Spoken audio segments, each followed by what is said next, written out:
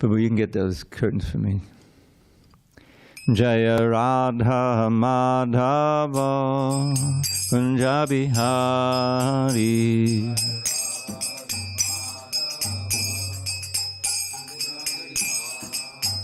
Jaya Radha Madhava Kunja Bihari.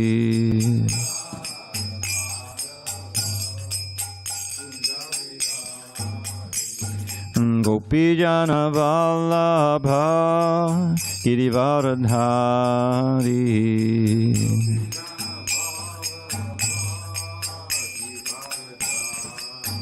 Jaya Gopijana Vallabha Girivaradhari.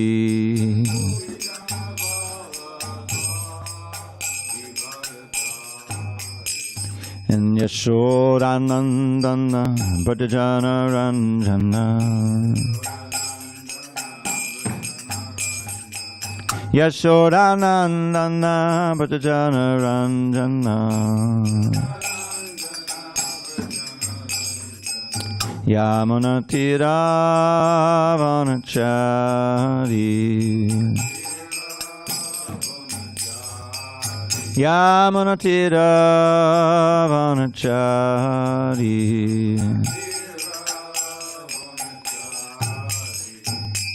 Hare Krishna, Hare Krishna, Krishna Krishna, Hare Hare, Hare Rama, Hare Rama, Rama Rama, Hare Hare.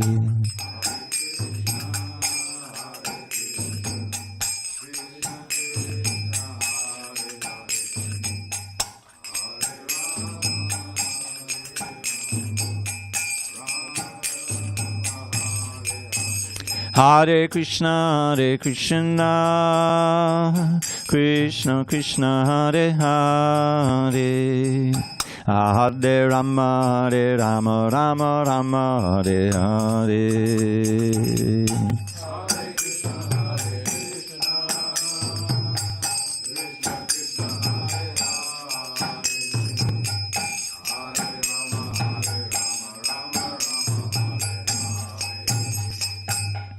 Hare Krishna, Hare Krishna, Krishna Krishna, Hare Hare, Hare Rama, Hare Rama, Rama Rama, Hare Hare.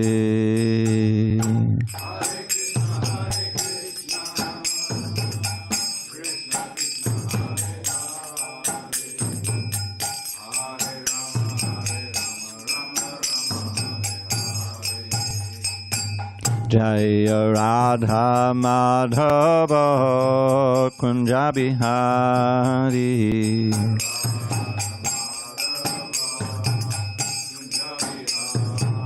Jaya Radha Madhava Kunja Bihari.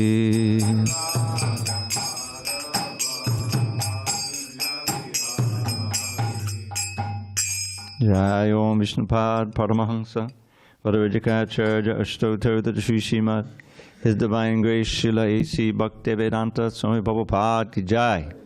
ISKCON BBT Founder Acharya Srila Prabhupada Ki Jai. Jai Om Vishnupad Paramahansa Varavajikacharya Ashtottara Sri Srimad His Divine Grace Srila Bhakti Siddhanta Saraswati Thakur Ki Jai. Ananta Koti Vaishnavinda Ki Jai. Namacharya Srila Haridas Thakur Ki Jai. Grantaraj Srimad Bhagavatam Ki Jai. Samaveta Bhaktabinda Ki Jai. All glories to the assembled devotees. All glories to the assembled devotees. All glories to the assembled devotees. All glory to Shri Guru and Gauranga. Okay, and before I begin, at the request of our good friend Tapas, we're going to move this to the left. Because it has to line up with that camera.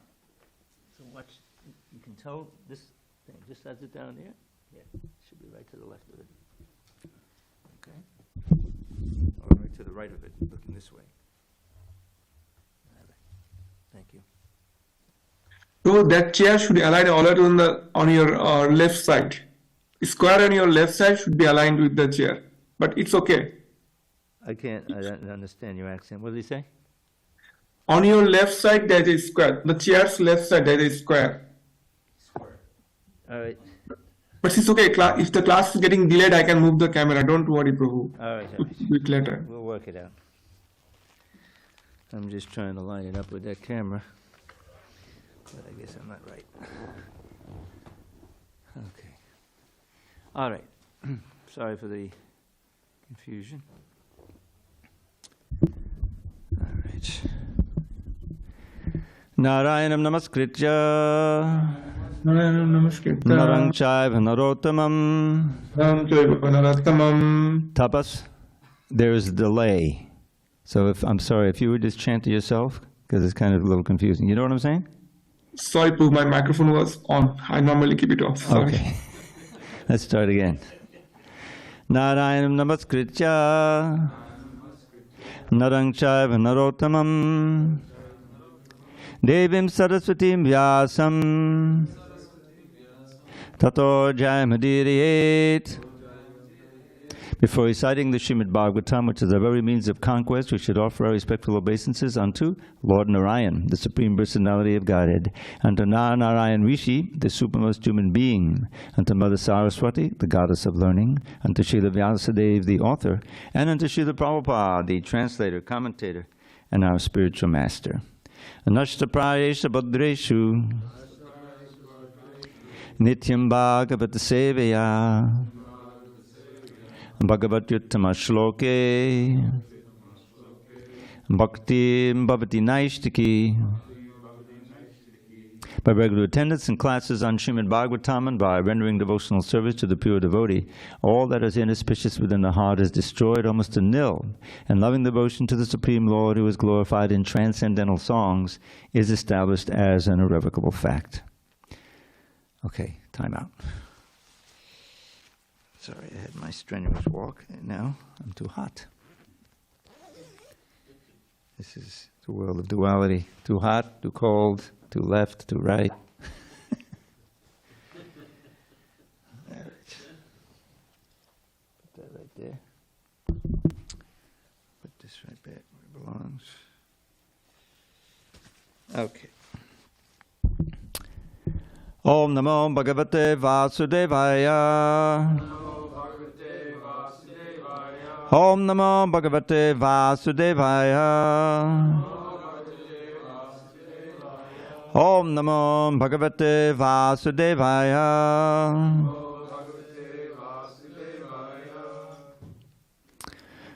On this 22nd day of April 2024 in San Diego, we're reading from Srimad Bhagavatam, translation and commentary by His Divine Grace A.C. Bhaktivedanta Swami Prabhupada. And we are in the 7th canto, which is the Science of God. 8th chapter, Lord Nrsingadev slays the king of the demons. Text number 11.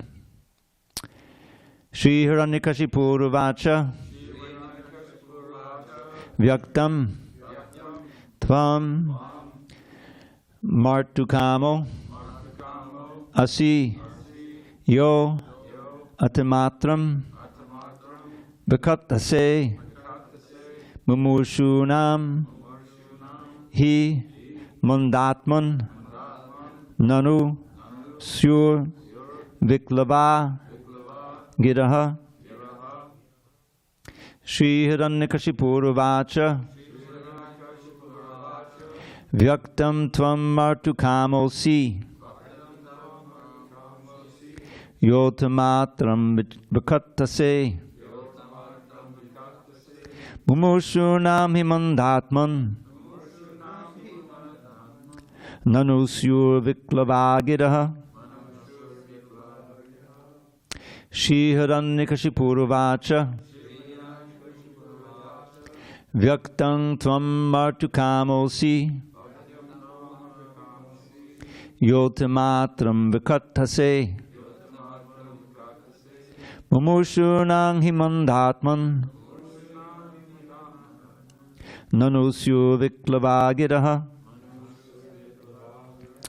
Shri Hiraṇyakaśipu Ruvacha Vyaktam tvam martukamosi yotamatram vikattase mumushunang himandatman nanusyu viklavagiraha.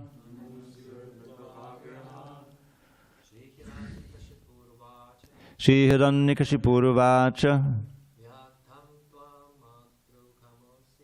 Vyaktam tvam martukamosi yotamatram vikattase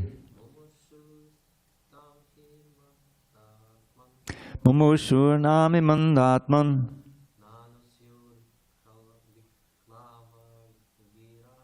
nanusyu viklavagiraha. Shri Hiraṇyakaśipu uvaca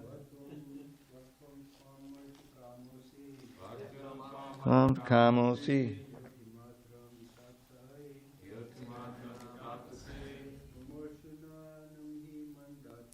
Mumushunami mandatman Nanusya Viktavagiraha. Shri Hiraṇyakaśipu uvaca Vyaktam tvam martukamosi yotimatram vikattase mumushunami mandatman nanusyo viklavagiraha.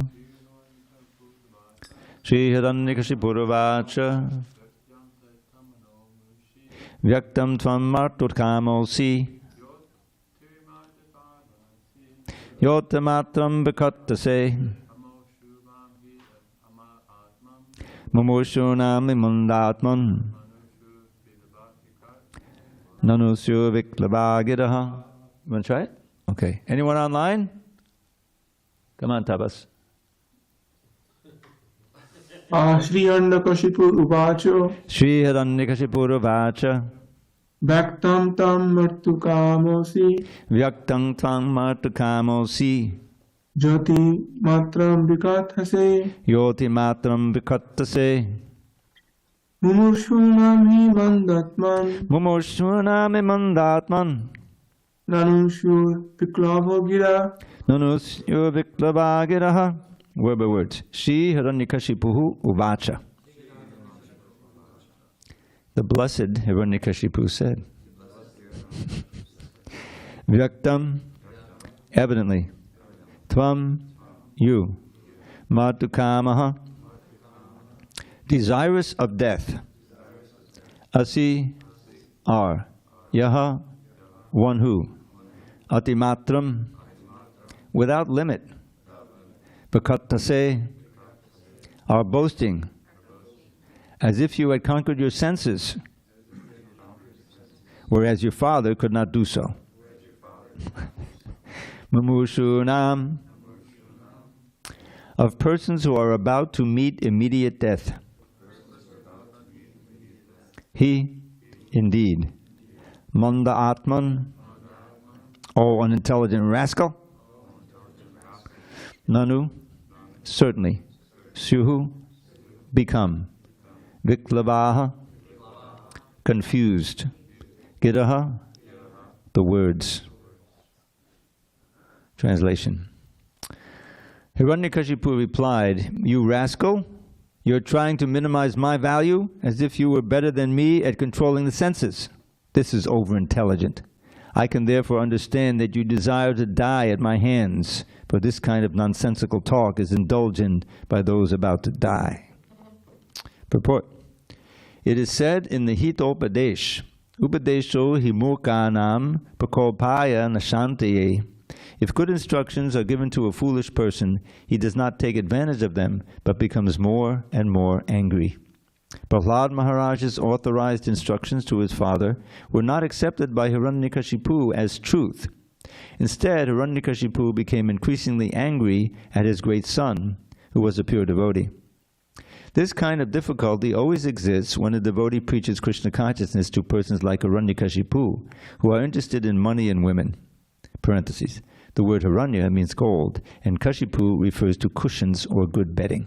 close parentheses. Moreover, a father does not like to be instructed by his son, especially if the father is a demon. Prahlāda Mahārāja's Vaishnava preaching to his demoniac father was indirectly effective, for because of Hiraṇyakashipu's excessive jealousy of Krishna and his devotee, he was inviting Nrsimhadev to kill him very quickly. Thus, he was expediting his being killed by the Lord himself. Now, here's the answer to our mystery. Although Hiraṇyakashipu was a demon, he is described here by the added word Shri. Why? The answer is that fortunately he had such a great devotee son as Prahlāda Mahārāja. Thus, although he was a demon, he would attain salvation and return home back to Godhead. Om Jnana Timirandasya Jnanandana Shalakaya Chakshur Unmilitam Mena Tasmai Shri Gurave Namaha. I was born in the darkest of ignorance, but my spiritual master opened my eyes with the torchlight of knowledge. I offer my humble obeisance unto him and all members of Sri Parampara. So, this is pretty much the last thing that Hiraṇyakashipu is going to say to Prahlāda. And he's completely in character, so to speak.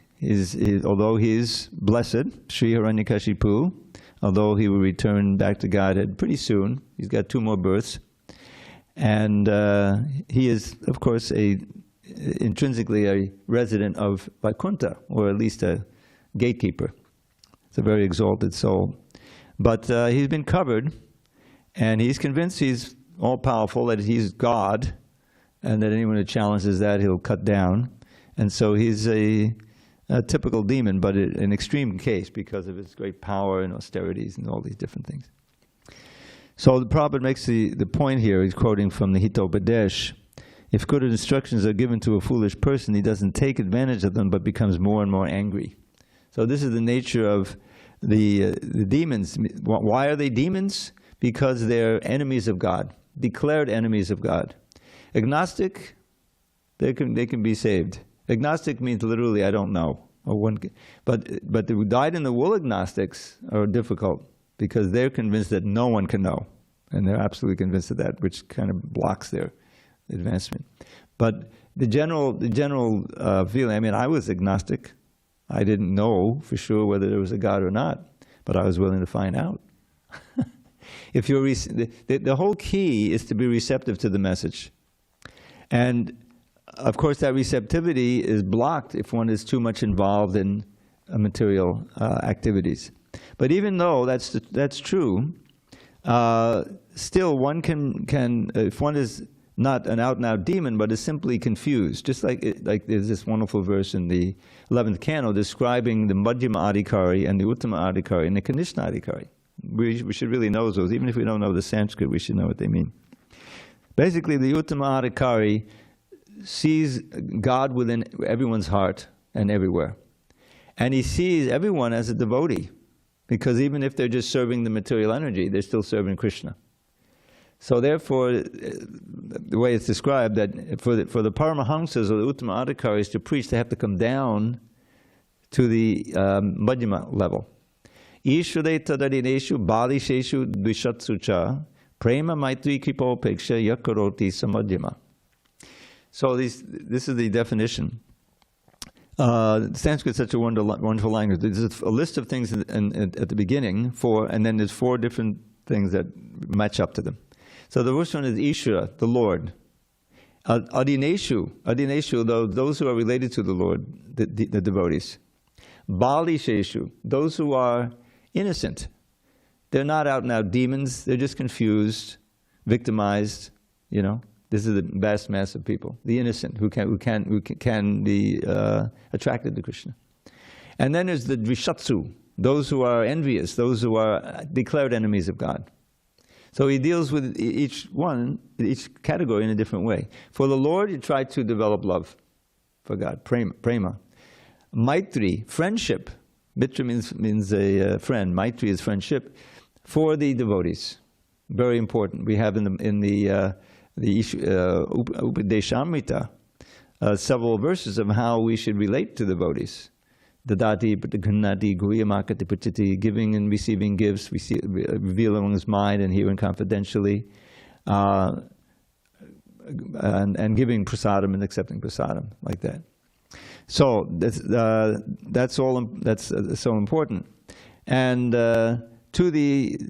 friendship with the devotees, and to the innocent, trying to give them Krishna consciousness. Going out, distributing books, chanting the holy name, inviting people to come here, take a nice feast, sing with us, In other words, if someone is a little pious, a little curious, they'll come through the door and it'll be the beginning of their blessed life begins. Even if they just visit one time, what to speak if they get attracted. That's why the prasadam is so important.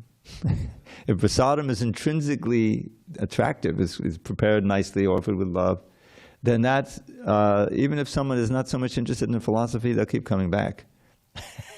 and then eventually they'll get attracted, because Krishna is all attractive. The Prabhupada's genius in setting up the movement. And that was Lord Chaitanya's program. A lot of chanting, dancing, right? And then prasadam, not so much philosophy, heavy-duty philosophy for the masses of people. Well, how did he preach when he went to South India? He's chanted, and when he came to a temple, or marshal some devotees, or they were with him, then he would make a big feast, like that. So and that's the genius of the Ratha Yatra festival. This is this wonderful parade, and the chanting and dancing, and at the end is all this prasadam and discourse. It's a Prabhupada's genius, and it doesn't have to just be in Jagannath Puri, because when he first started, no, it has to be here, and it has to be on a certain day. So no, it's not. He's Jagannath. He's Lord of the universe. He's not Lord of just Jagannath Puri. So he defeated all that. So Hitopadesh means, what does that mean? Can anyone decipher what that means? Hita Upadesh. Instructions for the benefit of the people. Hita means welfare. So there's several verses from Hitopadesh that are quoted. Perhaps the most famous is Ahara Nidra Bhayamaitanangcha Samanyameta Patabhishamana Dharmo Hitesha Madhiko Vishesho Dharma Nahina Pashabhisamana. That we share these basic four things with the animals: eating, sleeping, mating, defending, fearing. But so then what's the distinction? What makes a human being a human being? Dharma. Dharma hidesham adhiko vishesha. The distinguishing quality, the good quality of human beings is that we have dharma. We're not just being pushed around by the eating and the sleeping and mating and defending. These are animal propensities. And without the dharma, human life is nothing but animal life. There's this little phrase you should know. Dvipada pashu. Who can analyze that? Dvipada pashu. Two-legged animals. Two-legged animals. So this comes up right in the beginning of the Bhagavatam, when Parikshit is chastising Kali, who's tormenting a cow and a bull. And is probably taking advantage to preach it right at the beginning there at Bhagavatam. So Prahlāda has given his father good instruction. He's never failed to do that. But his father couldn't take it. His father had the God complex. He had performed all these austerities. He became so powerful. All the demigods, except for Vishnu, Brahma, and Shiva, were bowing down to him. Narada says even I had to bow down to him. He's so powerful and touchy. If you don't show him deference, and he gets so he was completely absorbed in this false ego of the power from his body and the power that he was able to have. But his power was cut down to zilch in a few minutes when he was confronted with Lord Nrsimhadev, which we'll read in a few days. And so Prabhupada says the difficulty always exists when the devotee preaches to Krishna consciousness to a person like Hiraṇyakaśipu. This is why we really shouldn't preach to the demons. If you have an out-and-out demon, you try to avoid them. You can preach in the sense of you chant Hare Krishna, and before they put their ears up like this, they'll hear the holy name maybe once or twice. You can always tell. But the world is really made up mostly not of out-and-out demons, but people who have been victimized by a demonic government, and who are lost, they're in anxiety, and among them there are those who can respond to devotees, to the devotees' friendship and their care. This is really what attracts people, is that here's somebody who's not just trying to exploit me. They're actually trying to give me something that I could see has made them very happy and peaceful. That's why sadhana is so important, right? For going out, you be a devotee, and that itself is attractive. That itself is interesting. You know, if someone's a little philosophically inclined or a little receptive, and they'll, you know, take a book, maybe a small book, whatever it is, and their whole life can be transformed from that. So that's the nature of a devotee, following in the footsteps of Prahlāda. You know, even in the most adverse conditions, which is, you know, in the inner sanctum of the demonic kingdom, there he is, and he's fearlessly preaching to his friends, to his classmates. He knows that's like the maha offense. He's undermining the foundation of the whole kingdom. Everything depends on the next generation coming up and taking the reins. So Prahlāda is showing his qualification as a Mahajan, even at the tender age of 5. Fearless, and the wisdom that he had, the depth of philosophy, you know, in the instructions to his friends. And we'll hear a lot more of that in the prayers. These prayers are really conclusive. So we're getting this association, and we should feel that, oh, we're so fortunate. Now we're getting the association of Prahlāda Mahārāja. There's one purport, I remember in the first canto, I forget the verse, at the end Prabhupada says, and Narada Muni has so kindly agreed to appear in the pages of Srimad Bhagavatam. This is how we should feel. Oh, okay, now I have some time. Let me read the Bhagavatam, Bhagavad Gita. Bhagavad Gita, I'll be there on the battlefield with Arjuna and Lord Krishna. What a great fortune Prabhupada gives. And all, you know, the Bhagavatam is so rich. We've had Jamil chapters, you know, about the holy name, and we had the story of Chitraketu, and you know, and here in the 7th canto, this good number of chapters are dedicated to Prahlāda, his glories, and of course Nrsimhadev. So we're blessed, you know, not only to know about it, but to actually relish it. The time that we can spend with the great devotees, beginning with Srila Prabhupada, all of these purports, he's putting his life and soul into them. And what is he giving us? He's giving us the knowledge that's to our eternal benefit. It's a great gift. So what do we value in life? That's an important thing. Maya means you value the flickering sensations that can give you pleasure. And sometimes also, you know, it's an interesting philosophy and figuring out, and there's a certain pleasure in that also. But all of that is very temporary. And in any philosophy that is not rooted in the Vedas and its conclusions, is ultimately misguiding you. As I'm sure you're aware, the internet is the whole new phenomenon that's developed last 25 years and like that, 30 years now, and it's a disaster for most people because they're exposed, and especially the kids. They're growing up and they're relating to the phone and somebody on the phone and some TikTok or whatever it is, you know, rather than to each other. And they're all getting mentally messed up in anxiety and depression and confusion of gender and all that. A lot of it is just coming in. All of this information flooding in, and you have this in your hand. You press this button, that button, and here's a 12-year-old kid watching pornography. It's disastrous. And so what is that? It means information. It means the knowledge that's coming at you, that you have access to. I'm just hearing, I hear lectures all the time, Prabhupada lectures, and he's talking about the need for training, and here's also in the purports here, for children, how important it is to raise children in a devotional environment, so that they're in the formative years, they become attracted to Krishna, just like Prabhupada was. His father was a great Vaishnava, Guru Mohan Dey, And Prabhupada saw him worshipping the deities. You know, he's a little kid, 4 years old at that time, 5 years. Prabhupada, he said, "Father, let me have some deities." So his father bought him some dolls or something, you know, and he was able to imitate, you know.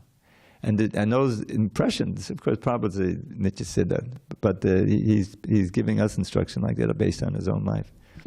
And he tried, like anything, to have that in the Gurukul. The Gurukul trained children in the matter of self-control and in the matter of you know, being surrounded by loving teachers and parents who are nurturing their Krishna consciousness along with, you know, their everything else you need as a child. So it's critical, and society that doesn't have that, and just has this you know, AI, you know, artificial intelligence, as if that's going to help us, you know. Why? How about some real intelligence? Even the so-called intelligence that we have is misguided, and it's not being properly utilized.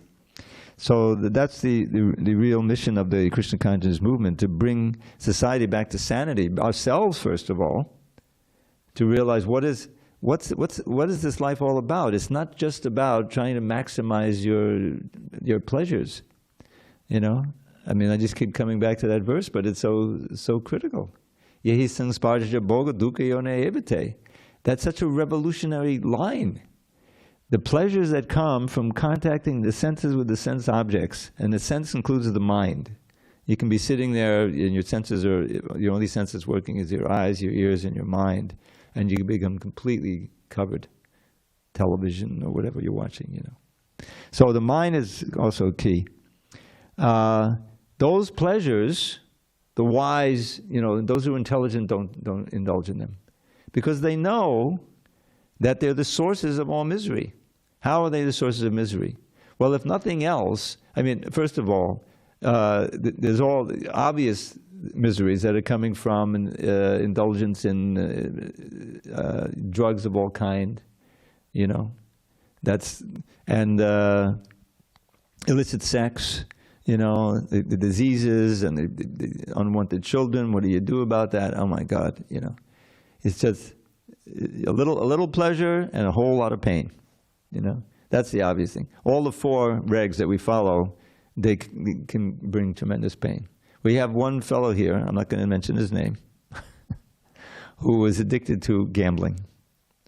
And so much disruption in the family, and losing. I mean, I just heard a lecture, probably talking about gambling, that sometimes people lose everything and they commit suicide, right there in the gambling casino, you know. And then he must have heard this. I think goes on in Europe. Never heard of it going on in Las Vegas, but it could, I guess.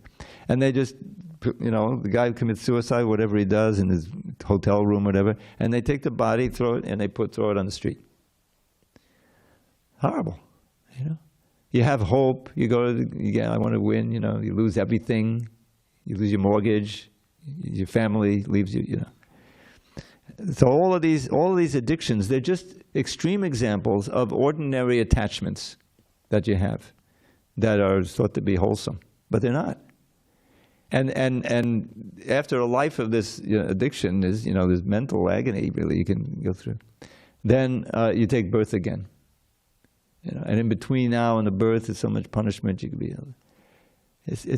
But nobody knows this, and the allurement of Maya. If you don't have Krishna's name, the philosophy, the understanding, strengthen your intelligence, so that you say, no, let me direct my hearing and my seeing and my tasting in related to Krishna.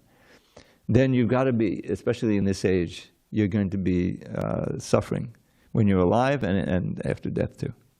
So we know that, and knowing that, it's like we're on a battlefield, and some people can be saved, you know. And so we have the medicine, we have the books, we have the mantra, we have the prasadam, we have the everything. And so we have to find those people who are willing to take that step to be saved. Just like if there's a whole bunch of addicts, some of them, they know that they're ruining their life. I give the example of this AA, which is up the street. I think they're still doing it. In one of those churches. Years and years ago, I don't know if I told this story already, but it started with my involvement with the AA. Not that I was drinking, but there was a son of a devotee who had got tangled up with alcohol when he was a youngster. And so his father sent him out here, because I used to go to Alatra, he's based there, and he sent him out here so he could get some association with me and the temple and everything. Nice boy. But he was a little addicted to alcohol, so he started attending AA up the street. And he made friends with one fellow who was kind of older, who wasn't an alcoholic, but he was a cocaine addict. But he was still going there. And he came down here and he started to get interested in Krishna consciousness. But it was kind of a tragic situation. He had so much messed up his mind, his brain, that although he liked my lectures, he could only sit for like 5 minutes before he had to get up and go out, He lost his ability to focus, to concentrate.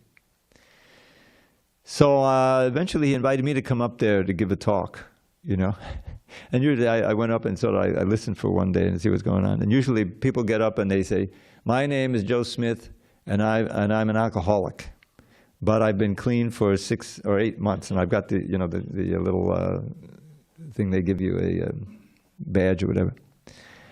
And then they reveal their mind or something. So what am I going to say? I used to drink beers when I was a kid. About this is 60 years ago now. And I haven't touched it yet. Of course, in Hare Krishna.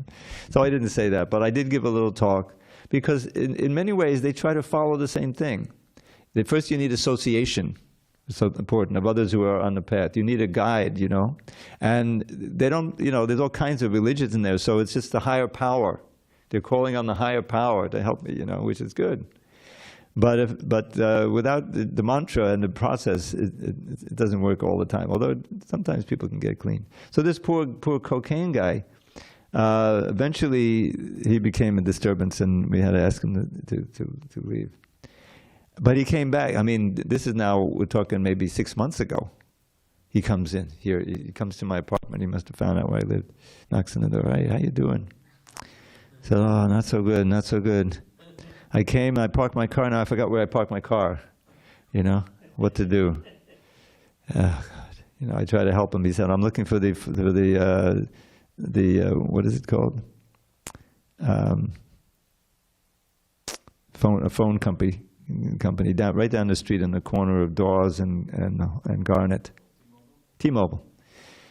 So he couldn't find it. He was in my apartment, which is half a block from there. But the poor guy had messed up his brain so much. It was tragic, and that's what is going on, in this society. So we're in a role, in our little way, trying to follow in Prahlāda Mahārāja's footprints. He found a very receptive audience in his friends, Even his father wanted to know what you learned, and he preached to him as far as possible. Tat sadhu manye, you should give up this material household life, which is like a blind well, and go to Vrindavan forest, take shelter of Hari. Last thing his father wanted to hear. But he wasn't afraid to preach.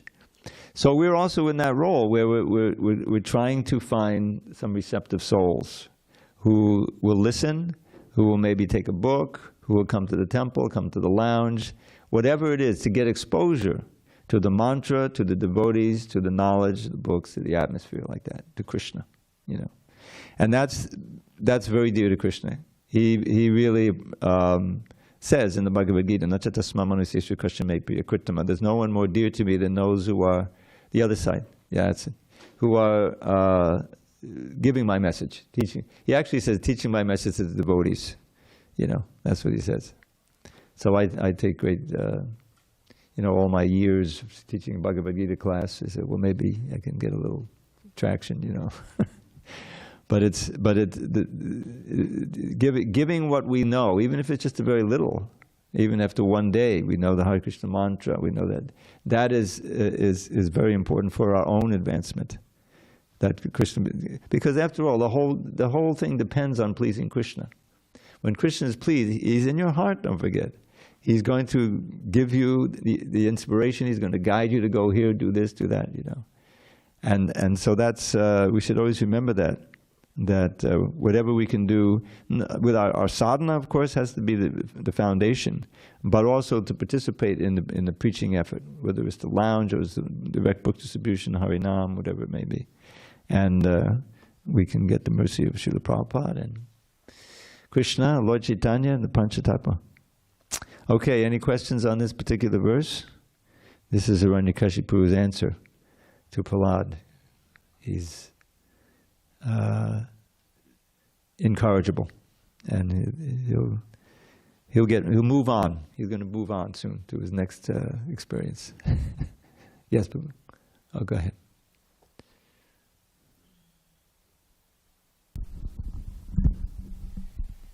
I have a small comment about this verse that Hiraṇyakashipu speaks to his son that you will die because of your behavior leads you to die. Yeah. But in reality, he will die. You desire to die at my hands. Yeah. But he predicted his future. His own death. Yeah. And then we will see in material world very often like these situations. What is that? Very often situations like this. In material world, people something speak or do bad, and it's very fast come back to them. Yes. Yeah, the reaction. Anyone else? Okay. We got time for one poem. Don't waste this precious human life, dear friend, by working hard for hoggish happiness. Through bhakti yoga, worldly life transcend and learn to taste divine love's endless bliss. That is really the choice. Either we're going to try to please these senses and the mind, working hard, or we're going to realize that that's a lost cause. It's impossible. And we use the very same senses in mind for serving Krishna. And then we can become blissful. And it doesn't matter, how the age or even the condition. I did a little Zoom class with several devotees in Peru a few days ago on Nectar of Instruction, verse 6. And that's the one where it says, Drishtaya Svabhava Janitaiva Prashasta Dosha. One should not criticize a devotee for some physical, defect or something. Should not see devotees on a material platform, basically like this, because even a companion verse there, which I think comes after it, Krishniti Yasigaditam Manasadhyaja. If someone chants the name Krishna once, sorry, you can't chant once. Chanting is repeating. Who utters the name Krishna once, then you should offer obeisances in your mind, at least, which is pretty amazing. And if someone's initiated, then we should feel, Vancha Kalpatarubhishta, But really, you should seek out and try to associate with and hear from those devotees who are advanced and whose advancement is shown by their reluctance to criticize others. They don't like to criticize others. So this is just the opposite. Hiraṇyakashipu is insulting, a Mahāraja here. But that's what the demons do. They criticize everybody except themselves, except those allies, who they can help them. Then they'll praise them. We see this reflected in the outside world now. The political season, which pretty much lasts all the time now, but it gets very, the actual year of the election, it's just overwhelming. And nobody is really praiseworthy. It's the blind leading the blind, blind praising the blind. But that's the world we live in. So we're hoping that Krishna preserves the world in such a way that we can practice Krishna consciousness and spread Krishna consciousness. It'll be a miracle, but they happen every day. Miracles. This movement is a miracle, if you think about it. Any other comments, questions? All right, one more poem. Okay, this is a wonderful verse from the Mukundamala Stotra by King Kulashekar. It's all about the lake of Sri Hari. Kadachadana saroje kantiman netramine shamamushipujavichi vyakuleha gadamarge.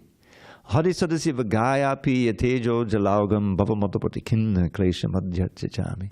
The desert of this world is scorching me, tormenting me within this misery, but now I see the perfect remedy. I'll dive into the lake of Sri Hari. The lotuses that grow within that pool are Krishna's hands and feet, so soft and cool. The fish there are his eyes, which ridicule a pair of most exquisite brilliant jewels. His arms with graceful motions ever make delightful waves in that unfathomed lake.